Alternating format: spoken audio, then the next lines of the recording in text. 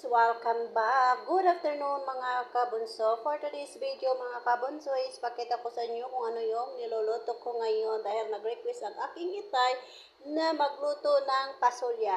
Kaya mga kabunso, samahin na ko in 3, 2, 1. So nandito tayo sa aking kusina mga kabunso and then tayo ay nagluto ng pasulya. Let's go! Tingnan natin kung ano ba yung niluluto kong pasulya. So, ito yung rice ko mga kabonso is gisar with purple heart and then with chicken na yan. Kasi yan kasi ang request ng aking itay. And then yung pasulya natin is sisilipin natin kung ano ba yung pasulya natin. Yan. Yan ang pasulya. Yan. So, ang pasulya mga kabonso is hindi ko na siya nilagyan ng purple heart kasi may purple heart na yan siya. Kasama sa tomat na biniblend ko. So, yan ang aking pasulya. Yan, marami pa to siyang tubig mga kabunso. So, kailangan ito is kaunti lang ang tubig dahil yon ang gusto ng aking itay.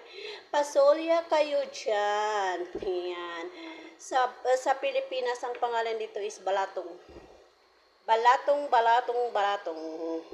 Sa Saudi is ang pangalan dito is pasulya. So, tingnan natin kung ano, masarap ba itong pasulya ko.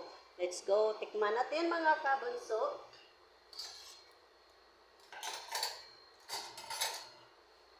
Tikman natin ang ating pasulya mga kabunso.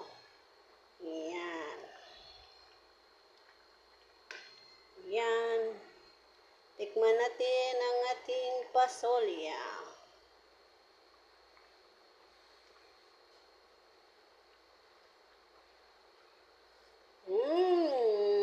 Masarap. Kasing sarap ng jowa mo. Masarap siya mga kabunso.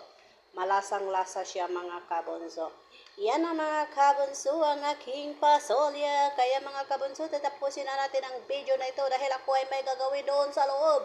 Kaya mga kabunso, ingat, God bless and bye-bye. See you next video mga kabunso. Bye-bye, ingat.